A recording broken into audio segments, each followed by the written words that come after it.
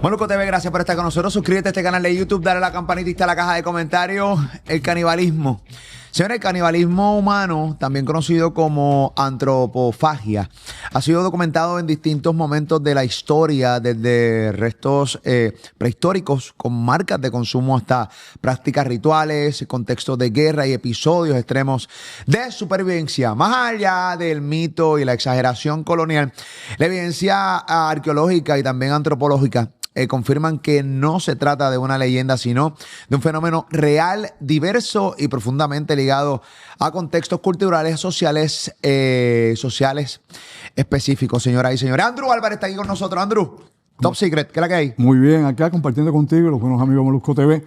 Bueno, este es un tema que obviamente se discute muchísimo en la antropología y que lo hemos reflejado tanto en la arqueología como en la paleontología y los estudios que se han hecho genealógicos del ser humano, ¿no? Donde pues incluye rastros inclusive genéticos para tratar de identificar este tipo de actos de la prehistoria, como tú has mencionado ahora.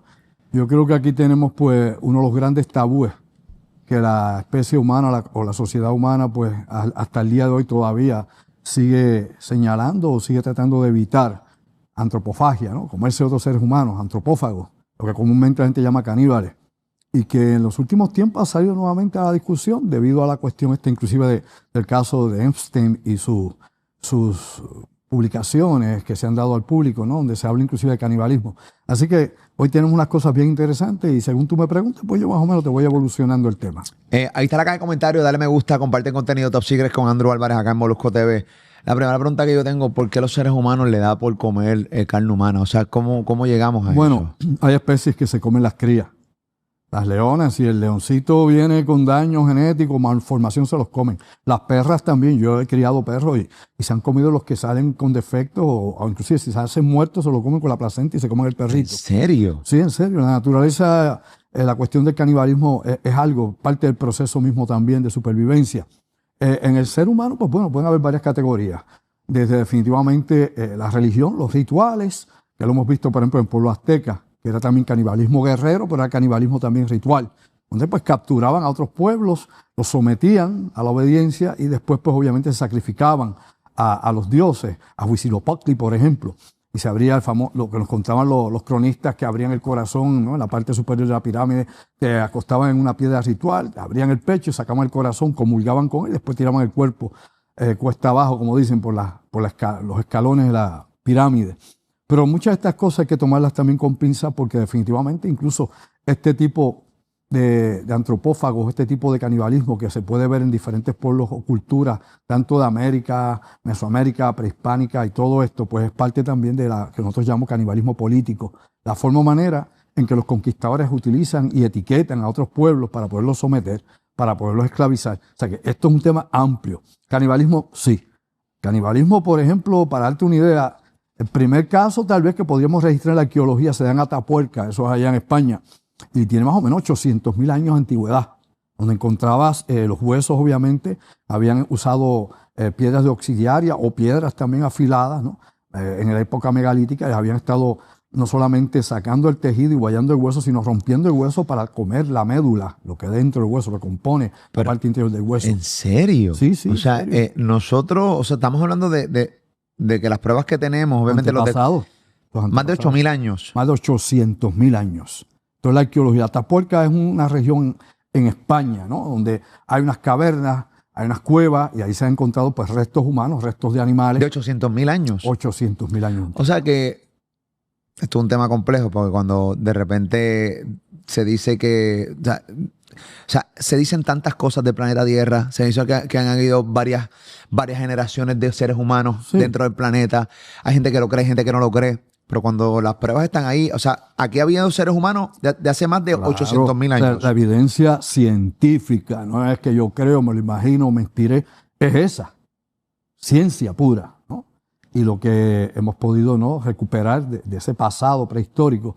No solamente eso, sino que en diferentes regiones, en Gran Bretaña, por ejemplo, 15.000 años atrás. En Francia, 100.000 años atrás. Dios. En América, inclusive, se han encontrado restos de canibalismo de hace más de 4.000 años también. O sea, que hemos visto que en diferentes tiempos, épocas, se ha practicado. Puede ser religioso, puede ser por supervivencia. Tú recuerdas aquel caso que se dio de los jugadores aquellos muchachos que venían por los Andes en aquel avión de rugby, aquel equipo de rugby que se estrelló en los Andes. Murieron 29 de ellos, 17 sobrevivieron, pero se tuvieron que comer a los demás para sobrevivir. Existe la película, tuve la oportunidad de ver la película. Fue en 1972. Para pelos completamente, y la desesperación de ellos y todo lo que tuvieron que hacer para que los encontraran, porque no había, o sea, si ellos no hubiesen hecho esos movimientos, no los hubiesen encontrado, pero yendo al tema, ellos tuvieron que comerse, obviamente, a los muertos ya. Familiares, amigos.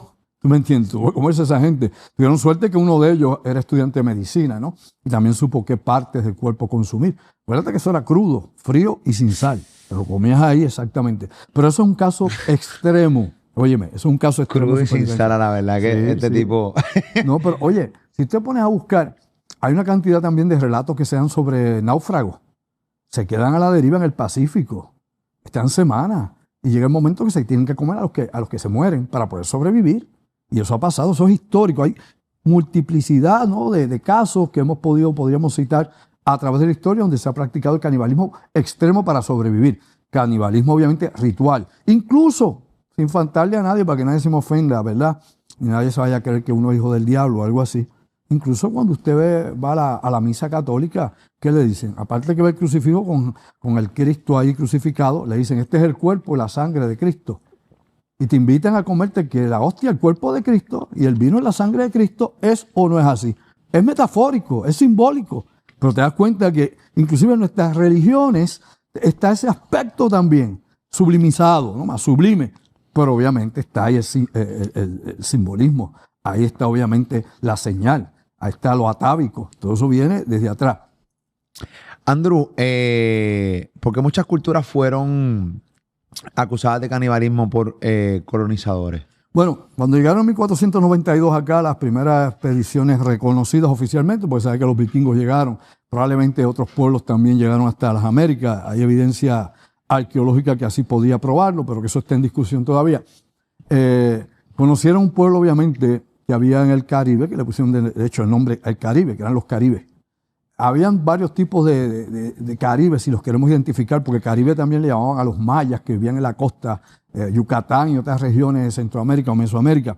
Pero de Caribe deriva precisamente la palabra caníbal.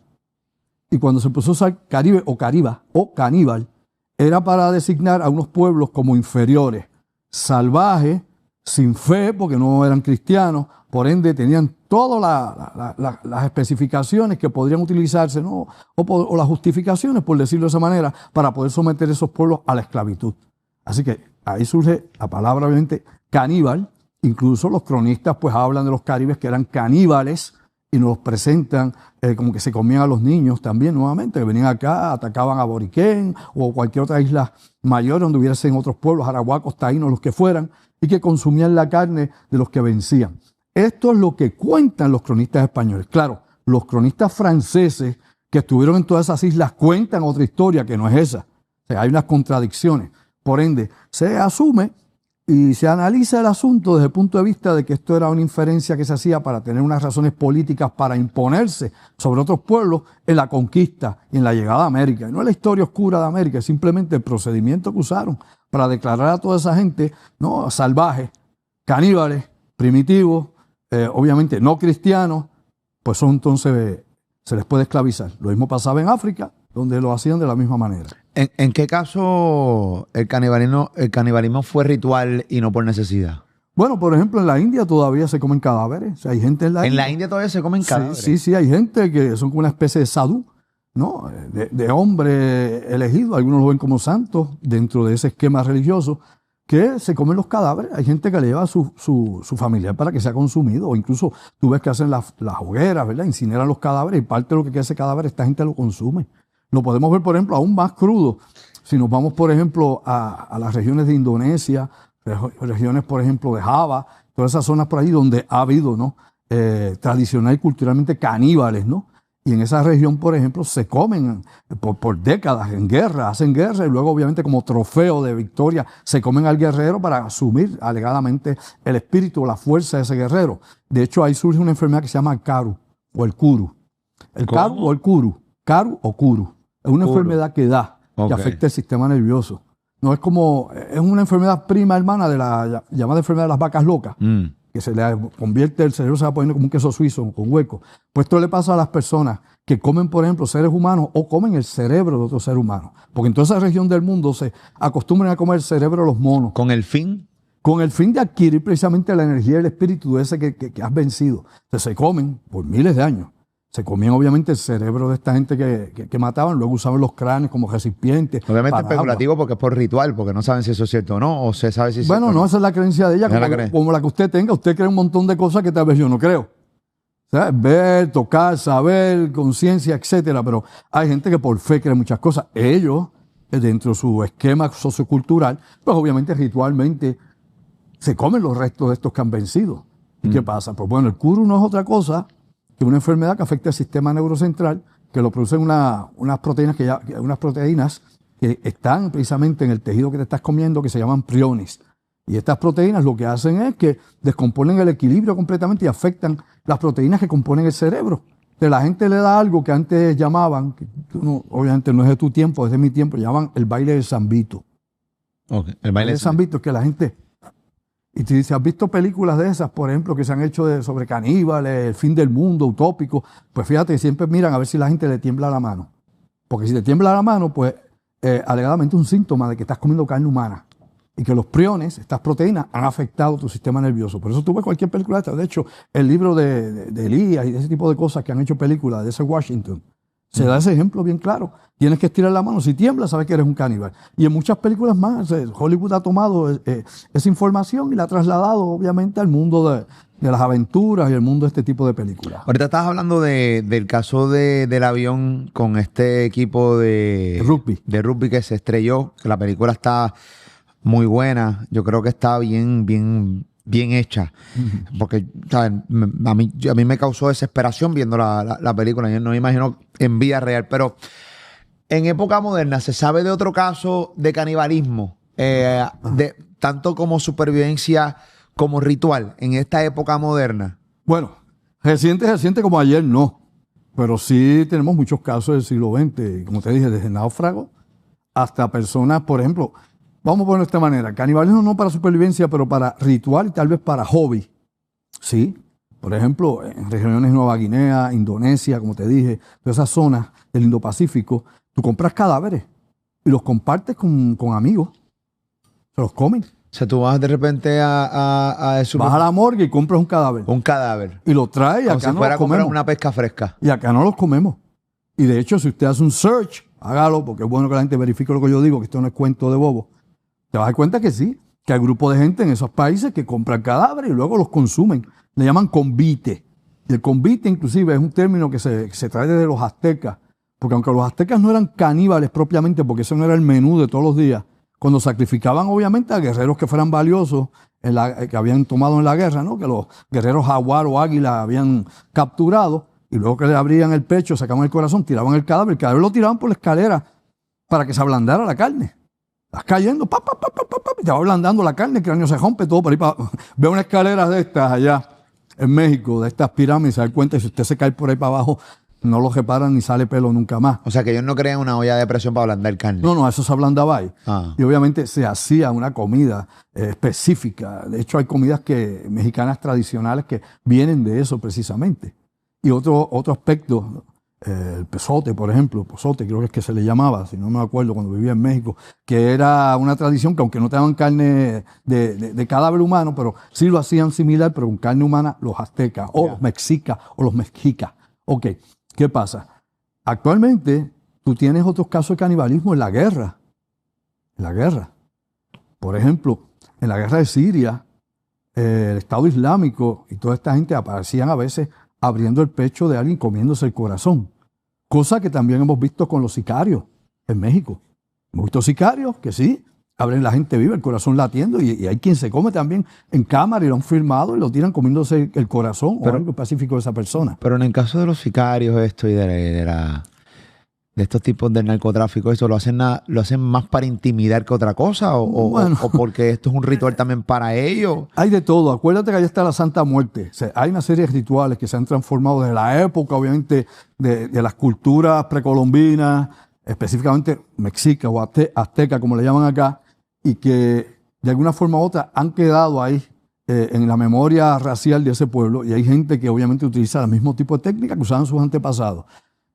Obviamente intimida, como intimidar que tú coges una persona y la cuelgas de un puente, no, y los cuelgas desnudos de un puente. Uy, Dios O que mío. los piques como pastelillo y pongas la cabeza en un lugar, los cuerpos en otro, como ha pasado tanto en Puerto Rico, República Dominicana y en México y otros países de Centro y Sudamérica. Esas cosas pasan. Ahora, el canibalismo per se, que hemos visto, por ejemplo, en la guerra, como te dije, en Siria, en Oriente Medio, que vemos, por ejemplo, en México con los sicarios, pues tiene, obviamente es intimidación, pero a la misma vez también es como proyectarle al que está contigo, al grupo, que tú eres el que más. Tú vas a todas, tú tienes el poder.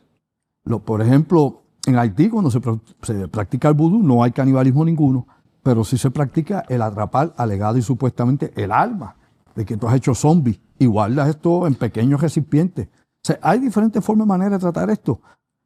Obviamente, culturas actuales que tú puedas identificar como que practican canibalismo como tal, las había en la Amazonia y ya pues lógicamente eso ha ido desapareciendo. La práctica, y obviamente el gobierno de Brasil ha estado por décadas y décadas identificando núcleos de grupos que puedan todavía tener ese tipo de costumbre, ¿no?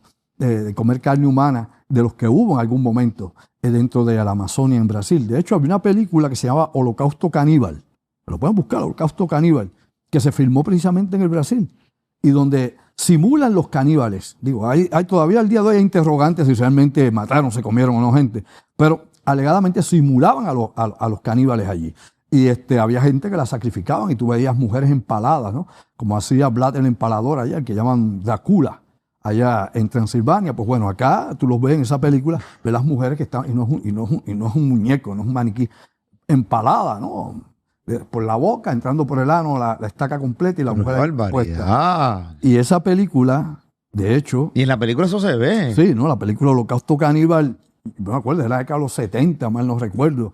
Yo la vi en el cine aquí, en Puerto Rico. No había escuchado de ella, fíjate. Bueno, yo creo que tú no habías nacido. No importa, pero como si es una película que trasciende. Holocausto Caníbal, te das cuenta que censurada en muchas partes del mundo, incluso la policía estuvo investigando porque alegadamente habían desaparecido gente que había trabajado allí, se creía que los habían asesinado. Dios. Entonces, esto tiene una novela increíble esta película, pero trata precisamente ese tema, los antropófagos, los caníbales, lo que puede suceder o no suceder. Incluso también sabes que existe la idea de los Illuminati, el caso de Jeffrey Epstein y los memos y los documentos y todo lo que apareció. ¿Qué se dice de Jeffrey Epstein? Pues dicen que alegada y supuestamente en la isla de acá en el Caribe, ¿verdad? Habían hecho que rituales con bebés, que se los habían comido, consumido, y que también en otras casas, inclusive en Estados Unidos, que eran de compañeros o amigos asociados de él, también se había dicho ese tipo de ritual. Cosa que no se ha probado, meramente están ahí, ¿no? En las comunicaciones que se han liberado de la documentación del caso. Andrew Álvarez, estamos hablando del canibalismo, dale me gusta y está la caja de comentarios. En el caso de Jeffrey Dahmer, que también es esto se hizo una serie de Netflix, pero esto es un caso de la vida real. Sí. ¿Qué otros casos se han conocido similares? ¿Por qué estos panas llegan a esto? ¿Por qué llegan a esto? Porque esto es más allá de un ritual, esto es una locura de un pana. Sí. Que básicamente... Jeffrey Dahmer mataba a la gente y comía parte del cuerpo. Y sí. como él, hay otros. O sea, no, en Estados Unidos, por lo menos que yo recuerdo, había leído hasta de 4 casos de individuos que los metían en la nevera, mataban gente y se comían pedazos a esas personas. Horrible. O las cocinaban. Había gente que la cocinó y se la daba a la familia de él. Ay, Dios mío. Sí, pero lógicamente la familia no sabía. Comiéndote un fricacito y dices, qué cosa más rica. ¿Tú te acuerdas de aquella película que era La Masacre de Texas? ¿Nunca llegaste a ver esa película? No recuerdo. Bueno, ahí también se presentaba un caso que había surgido, que no era eso. Hicieron algo ficción para el cine. Es ficción el cine, pero habían casos en Texas de grupos y personas, como en los Apalaches, por ejemplo, también, en otras regiones de Estados Unidos, de familias, que sí consumieron seres humanos. Y de hecho, hay diferentes historias, desde Gran Bretaña hasta las Apalaches, como te dije, o inclusive otras regiones de Nuevo México, o de caravanas también, de personas que se perdieron en la conquista del oeste de Estados Unidos, que estuvieron tan aislados y en condiciones tan paupérrimas que tuvieron que comerse parte de la gente que iba con ellos.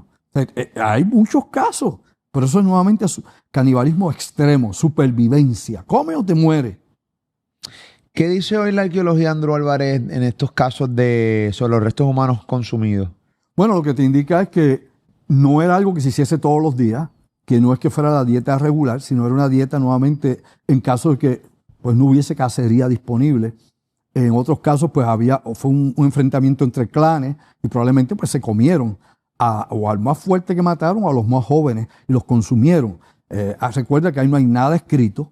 Ahí lo que tú tienes, obviamente, las osamentas que han quedado, los restos, obviamente, arqueológicos que tú vas a tomar ahí, de estos fósiles, si es que están fosilizados, y vas a estudiar la estructura ósea, como te dije. Si tiene cortes, obviamente, que no son dientes de animal, sino mordidas humanas que estuvieron pelando. Cuando tú coges el hueso de un pollo y empiezas a comerte una costilla, las costillitas que te comes, ¿verdad? Pues lo mismo. O si rompieron la médula para sacarla, ¿no?, del hueso y comerse obviamente, la cantidad, obviamente, tanto de proteína como de B12 y todo lo que tú puedes conseguir, vitaminas, minerales, de todo. Sí, pero mencionar esto, cuando lo hablamos de, por ejemplo, la gallina, lo podemos hablar de las vacas, que obviamente estamos acostumbrados porque nos criamos con eso. Claro. Pero tú no estás, o sea, no se siente muy cool hablarle que el cuerpo, sabemos que sí existe, que el cuerpo humano tiene proteína, que tiene carne, pero como que de repente no es muy cool. Pero también adquiere las enfermedades. ¿Del cuerpo humano? Claro. O sea, si yo como de repente me hacen un Andrew Álvarez guisado, entonces de repente, ¿cómo? O sea, hay una... tú coges la enfermedad si estás enfermo. Sí, claro, igual que un animal si está contagiado. O sea, si yo tengo, qué sé yo, no me cocinaron bien o mi carne está contaminada, pues definitivamente vas a tomar patógenos de mí, vas a tener lo que sea. Si estoy contaminado, quién sabe con qué cosa, como por ejemplo los peces con mercurio. Pero obviamente consumes el mercurio también, por darte una semejanza de esto. Pero de nuevo, yo creo que es bien importante que nos demos cuenta que el ser humano no es diferente a otros animales a la hora de la supervivencia. De que si hubiera un holocausto nuclear, por ejemplo, lo menos que vamos a tener es agricultura. O sea, en pocas horas, luego de un holocausto nuclear, para que usted sepa, en menos de 72 horas ya cambió la temperatura del planeta y ya no va a entrar la luz del sol por el invierno nuclear. Y ya la energía solar no va a entrar. Así que no hay cosecha. No se va a tener animal, no se va a tener nada.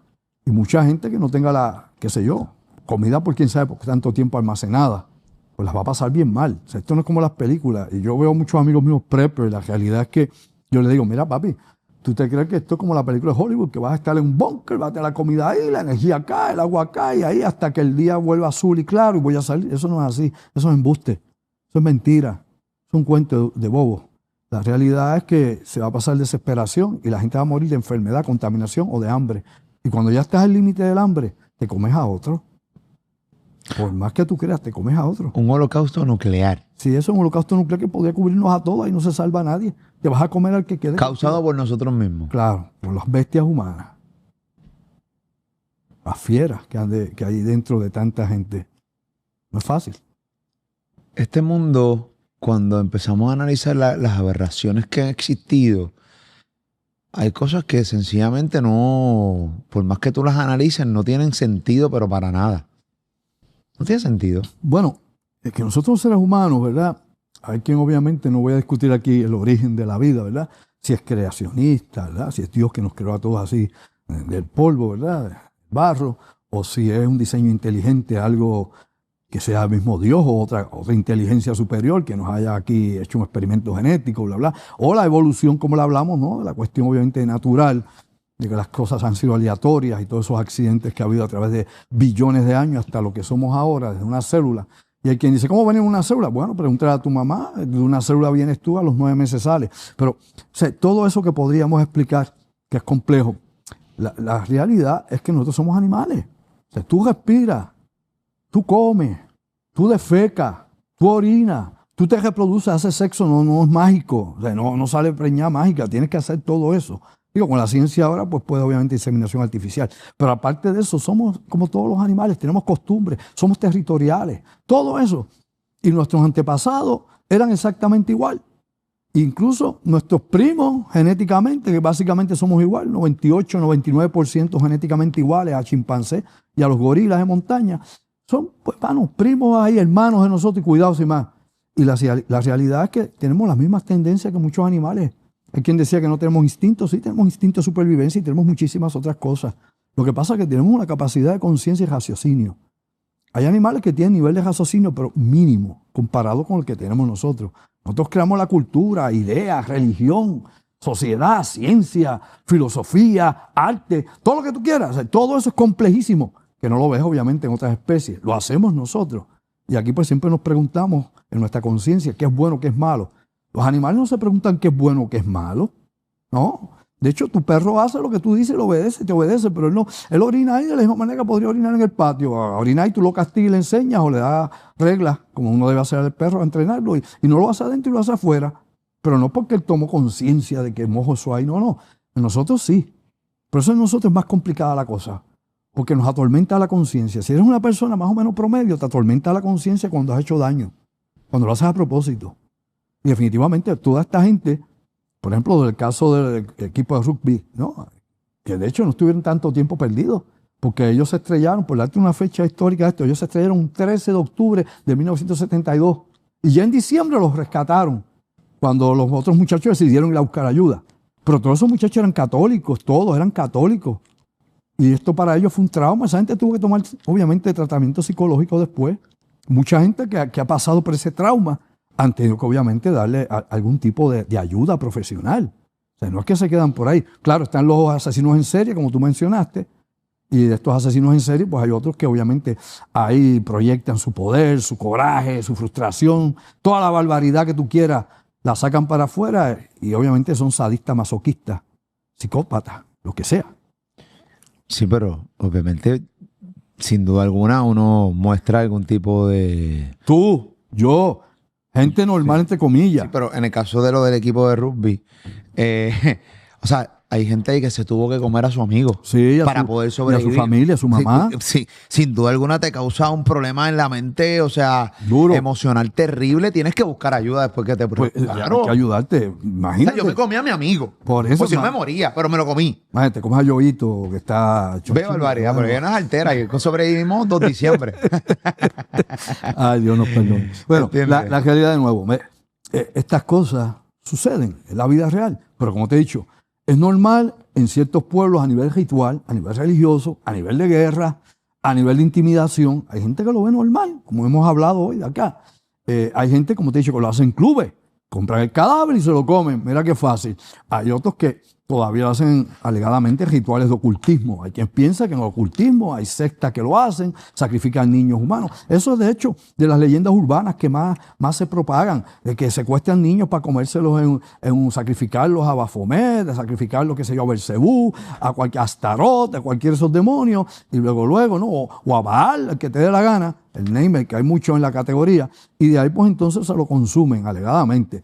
De hecho, allá la Gruta del Bohemio, allá en San Francisco, California, la Gruta del Bohemio es un club social, ¿no? De alto nivel, de gente millonaria, multimillonaria y con una cantidad de influencia increíble y de intelectuales. Allá tienen un búho gigante, ¿ok? Y ante ese búho gigante, lo que se hacía en la antigüedad, ¿no? Si vamos a buscar a Babilonia y a buscar otros pueblos, es que ahí se sacrificaban niños y se tiraban al fuego. Allá lo que ellos hacen es que supuestamente prenden un gran fuego en esa estatua del búho y que alegadamente ahí tiran un muñeco, tiran algo simbólico, cosas que nuevamente reflejan, ¿no?, lo que eran las creencias antiguas, sea Baal, o sea cualquiera de estos antiguos dioses que para nosotros son demonios o malignos desde el punto de vista obviamente de la modernidad, desde el punto de vista también de los cristianos, que obviamente es la religión más expandida en el planeta. Andrew, como siempre, gracias por estar con nosotros. No hay de qué, cuidado, no te comas las uñas, que eso es ¿Es canibalismo?